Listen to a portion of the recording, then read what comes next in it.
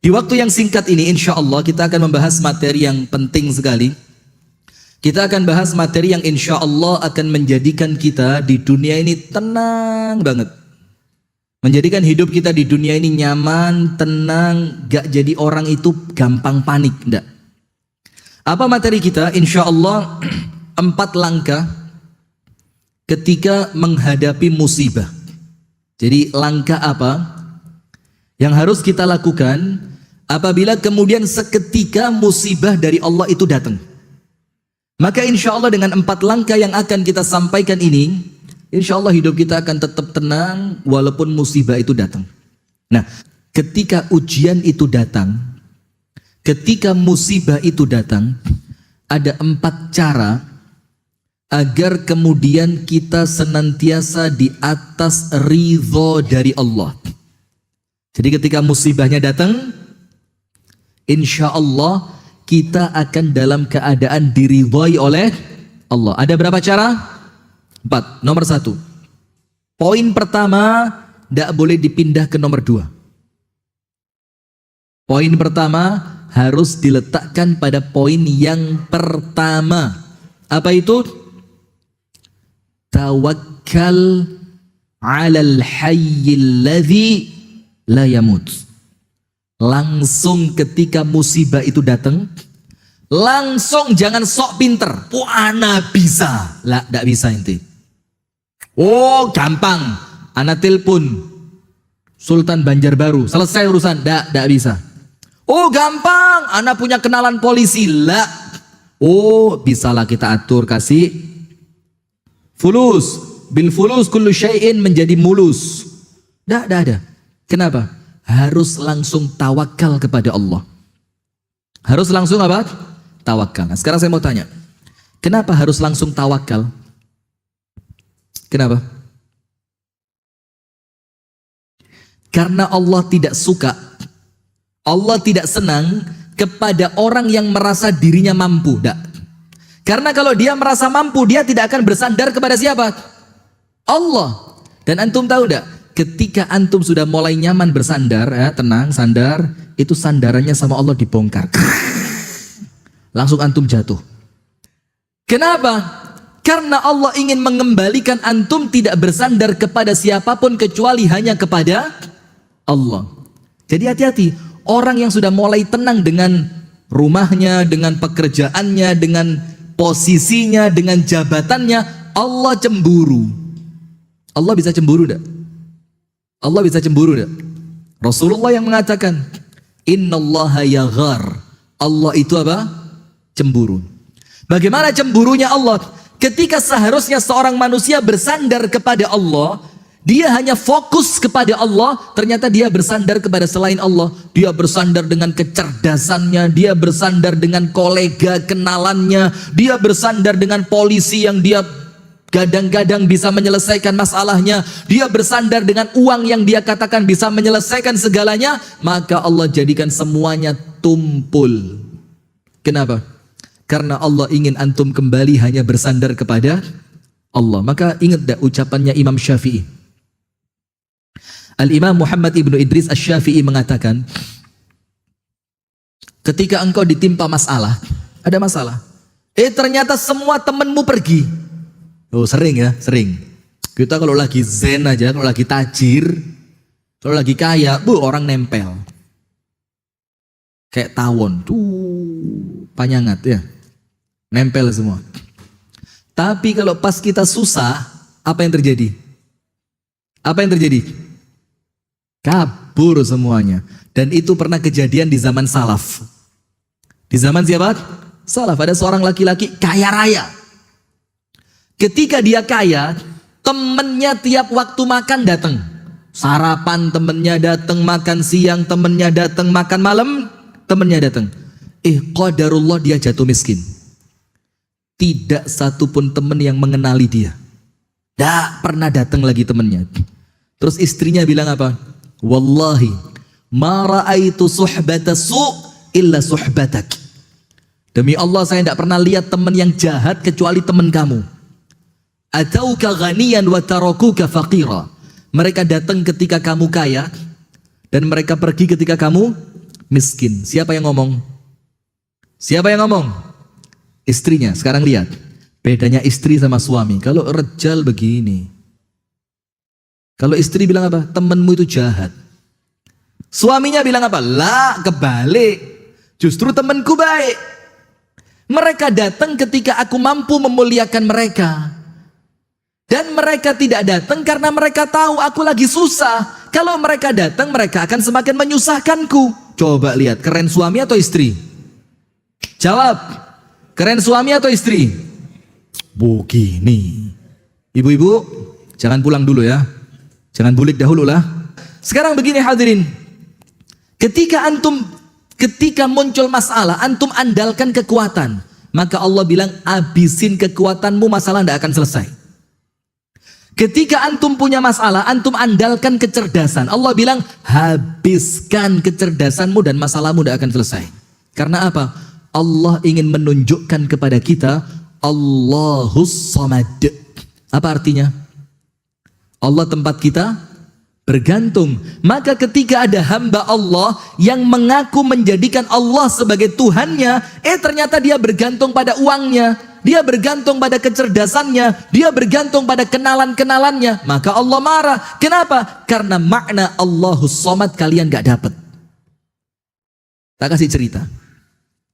Bagaimana kalau ada masalah, antum langsung tawakal, masalahnya selesai. Allah bilang dalam Al-Quran apa? Wa man yatawakkal 'ala Allah fahuwa hasbuh. Orang yang tawakal sama Allah, Allah cukupi semua yang dia butuhkan. Semuanya. Dan Allah itu kan Allahul Kafi, Allah yang mencukupi. Ceritanya begini. Antum tahu Nabi Musa alaihi salam ketika dikejar-kejar oleh Fir'aun, tahu? Lari membawa Bani Israel, akan menyelamatkan Bani Israel dari kebengisan siapa? Fir'aun. Sudah lari di belakang Fir'aun, lengkap dengan semua perlengkapan perang. Subhanallah, apa yang terjadi hadirin? Ketika itu Nabi Musa dan Bani Israel kepentok lautan. Betul tidak? Berakhir di mana?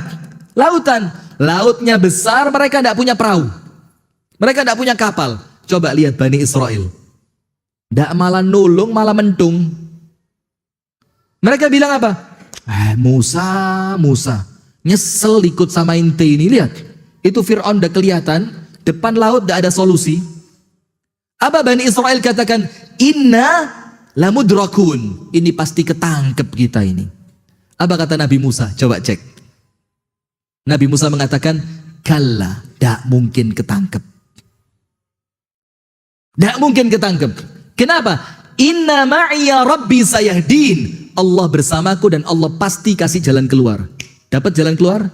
Dapat. Allah bilang apa? Alqi asak. Lemparin tongkatmu. Lautnya bagaimana? Kebuka. Ketangkep mereka? Enggak. Mengandalkan siapa? Ini kunci. Jadi tidak usah ruwet. Serahin sama Allah, beres urusan. Iya. Maka tawakal nomor 1. Ada masalah, langsung ya Rabb, aku bertawakal kepadamu. Karena engkau zat yang maha kuat, engkau zat yang maha perkasa, engkau zat yang maha segalanya. Maka masalah ini ya Allah kecil untukmu. Itu poin pertama. Ketika ada masalah langsung apa? Tawakal. Yang kedua, ketika masalah muncul, husnudzan kepada Allah. Apa? Husnudzan. Husnudzan itu apa? Baik sangka. Sekarang saya mau tanya, yuk gimana? Lalu ada musibah kok disuruh husnudzan. Nomor 1, lihat. Musibah itu datang atas izin siapa? Atas izin siapa? Allah. Sementara Allah mengatakan di dalam Al-Quran, la yukallifullahu nafsan illa wus'aha. Allah tidak akan membebani antum di luar batas kemampuan. Bisa tidak husnudzan? Oh, kalau masalahnya begini berarti saya mampu. Kenapa? Karena kalau saya tidak mampu, Allah tidak akan membebani. Betul tidak? Fattaqullah mastata'tum. Bertakwalah kalian kepada Allah sesuai batas kemampuan kalian. Maka terus mana mungkin Allah ngasih kepada kita masalah yang Allah tahu kita tidak mampu. Zalim Allah sama kita. Tidak mungkin kan? Nah, maka husnudzon yang pertama, la yukallifullahu nafsan illa wus'aha. Berarti ketika masalah datang, antum yang pede. Ketika masalahnya besar, berarti Allah titipkan kepada saya kemampuan yang besar. Iya kan? Husnudzon yang kedua apa? Lihat. Siapa yang paling penyayang kepada antum? Siapa? Siapa di alam semesta ini yang paling sayang kepada antum siapa? Allah. Bahkan antum lihat, ada seorang ibu di zaman Nabi Muhammad kehilangan anaknya. Kemudian panik dia, anaknya dicari. Para sahabat Nabi bantu nyari. Ketika anaknya ketemu, langsung dipeluk sama ibunya. Disusuin dia. Disayang itu anak. Terus Rasul bilang apa? Kalian lihat ibu ini? Iya. Kalian lihat ibu ini? Iya. Terus Rasulullah bilang apa? Wallahi, demi Allah. Allah itu arhamu bikum, lebih sayang kepada kalian min hadhihi biwaladiha, dibanding sayangnya perempuan ini kepada anaknya. Itu husnudzon yang kedua. Karena musibah ini datangnya dari zat yang sayang sama antum. Musibah ini datang bukan dari musuh. Kalau musuh menginginkan antum apa? Celaka, binasa. Tapi datangnya dari Allah yang kepingin antum tambah baik. Husnudzon yang kedua. Kita kasih contoh. Antum tahu Nabi Ayub alaihi salam kan? Bagaimana ujiannya Nabi Ayub? Hah? Top.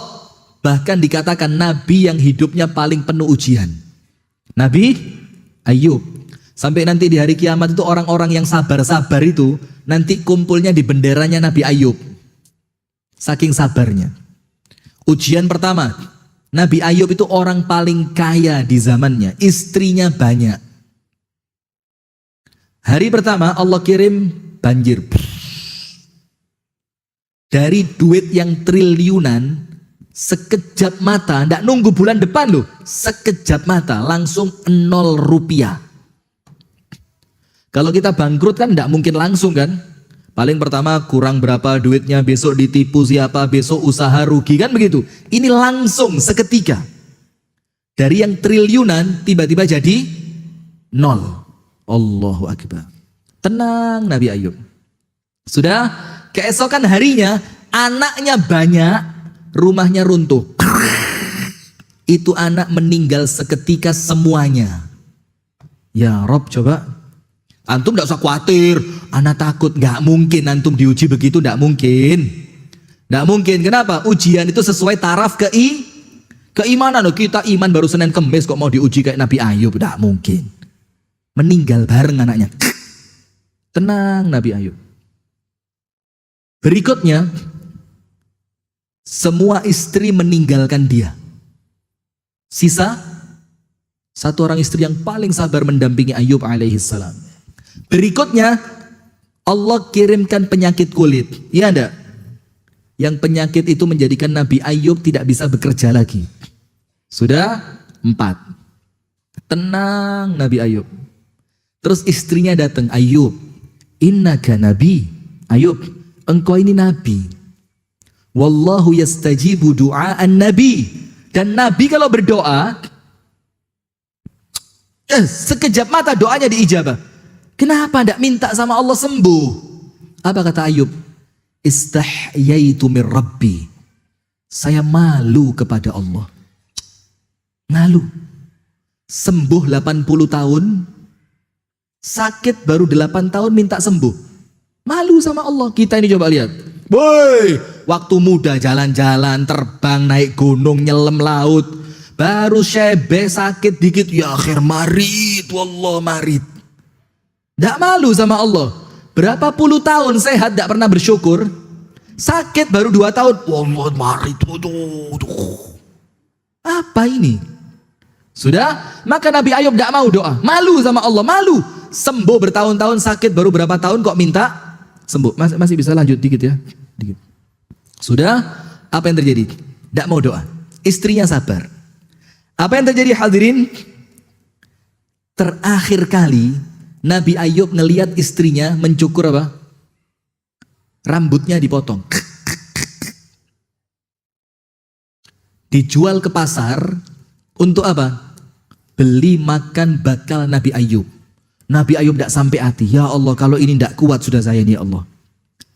Ini istriku, pengorbanannya sampai dia cukur rambutnya, dia jual ke pasar untuk beli makananku, ya Allah. Terus Nabi Ayub berdoa. Cek, lihat. Seni doanya Nabi Ayub. Tidak seperti kita doa langsung, ya Rob, waras, sembuh. Tidak pakai. Cek doanya Nabi, lihat. Seni doa itu hadirin, seni merayu Allah. Doanya Nabi Ayub apa? Allah abadikan dalam Al-Quran. Wa ayyuba idh nada rabbahu anni massani ad-dhurr wa anta arhamur rahimin. Ajib betul. Allah bilang apa? Coba kalian ini, kata Allah, ingatlah kepada Ayub ketika dia menyeru Tuhannya. Cek, apa yang terjadi? Ketika Ayub tertimpa musibah, tidak ada yang dia seru kecuali Allah. Itu poin pertama. Wa ayyuba idh nada rabbahu. Dan Ayub ketika dia menyeru Allah, apa doanya? Anni massani adh-dhurr. Ya Allah, saya ketempelan kesulitan. Padahal sudah babak belur. Tapi ngomongnya apa? Mas. Antum tahu mas? Mas saya musuh. Mas itu nyerempet aja. Padahal sudah apa? Harta habis, anak habis, sakit, istri pergi, tapi ngomongnya apa sama Allah? Aku keserempet kesulitan, ya Allah. Maka Ayub bilang, Anni massani ad-dhurr. Ya Allah, aku tertimpa kesulitan kecil, ya Allah. Nomor 2.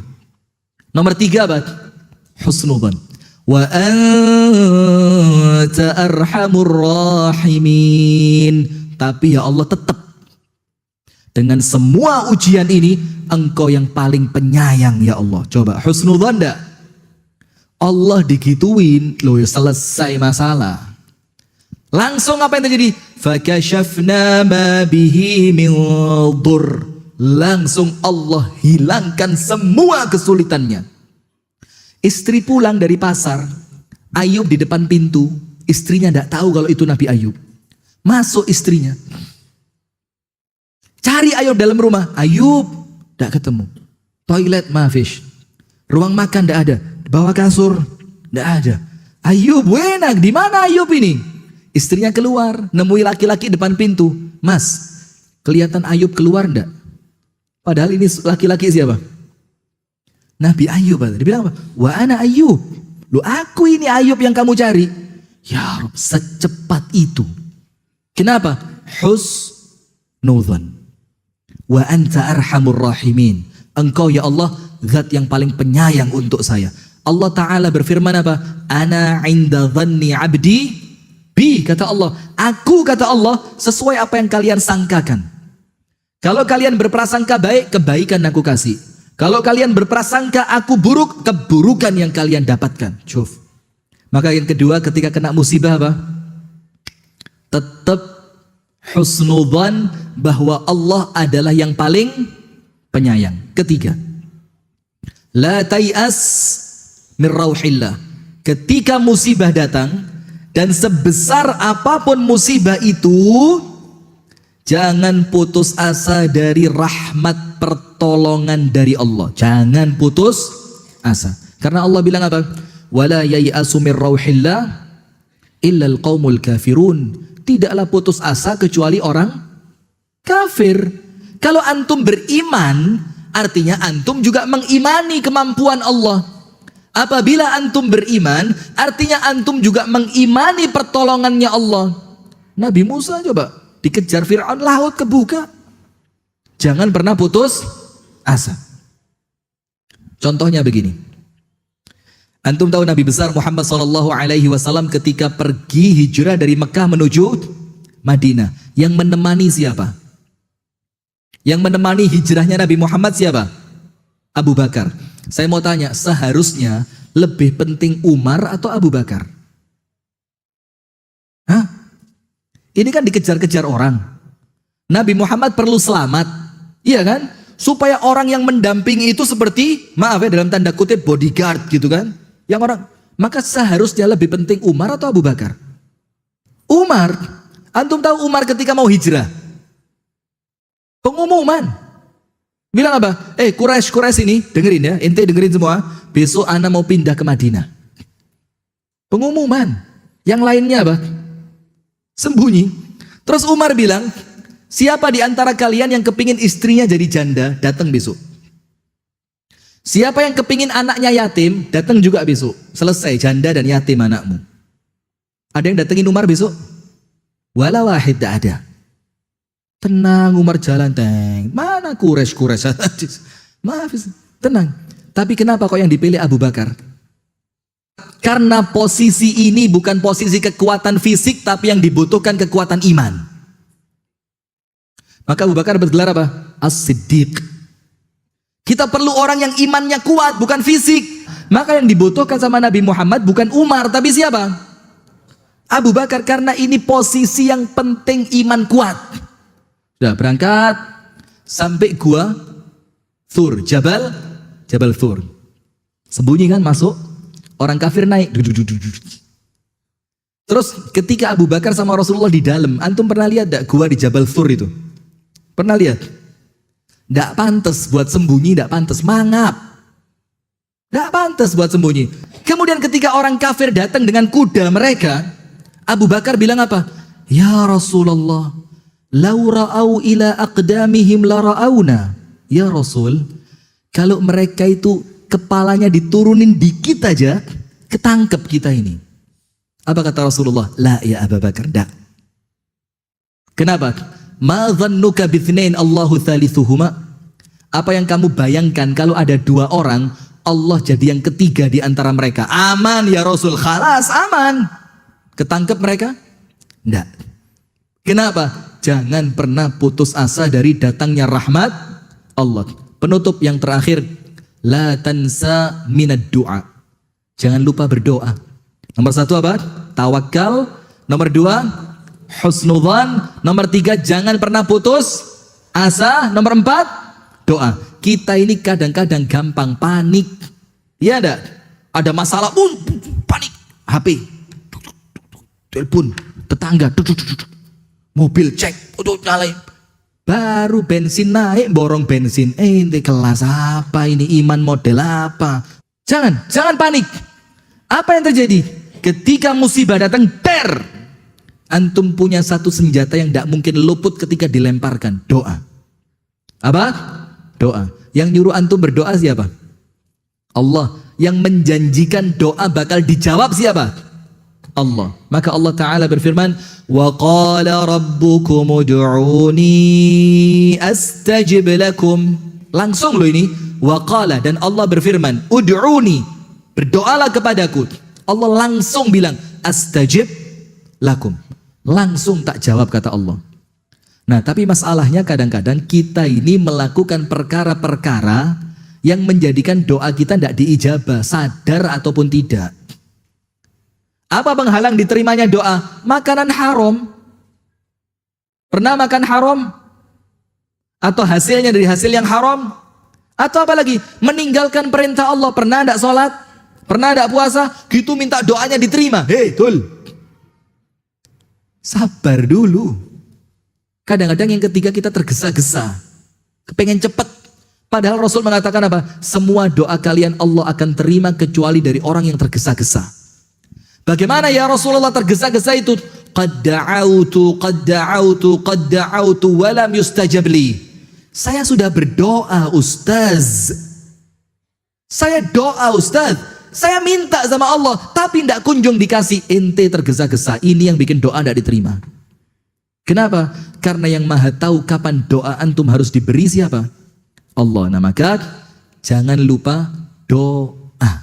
Karena doa ini adalah senjata yang ketika antum lempar, dia tidak akan salah sasaran. Pasti tepat, kena pada tempatnya Allah Ta'ala, dan Allah akan kasih yang tepat untuk diberikan kepada antum pada waktu yang tepat. Nah, maka hadirin sekalian, 4 ini dipegang. Insya Allah. Tapi ingat, mudah-mudahan kita semua selamat dari ujian dan musibah. Amin. yakin Allah Maha Kuasa. Ketika ujiannya datang, yang 4 ini dipegang. Nomor 1 apa?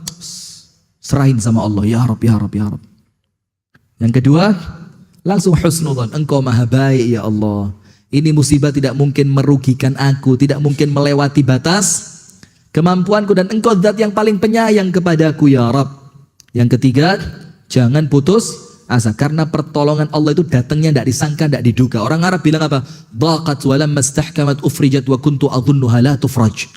Ada pintu terkunci rapat, Anda putus asa sudah, tidak bisa ini kebuka. Tiba-tiba apa? Allah buka tanpa sebab, moro-moro kebuka gitu.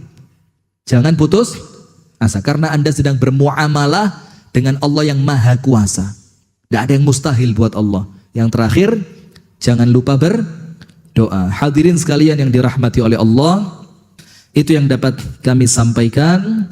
Semoga ada manfaatnya. Apabila ada ucapan-ucapan yang kurang baik, apabila ada candaan-candaan yang kurang berkenan, kami memohon maaf yang sebesar-besarnya. Kita tutup dengan doa kafaratul majlis. Subhanakallahumma wa bihamdika asyhadu an la ilaha illa anta astaghfiruka wa atubu ilaik. Assalamualaikum warahmatullahi wabarakatuh.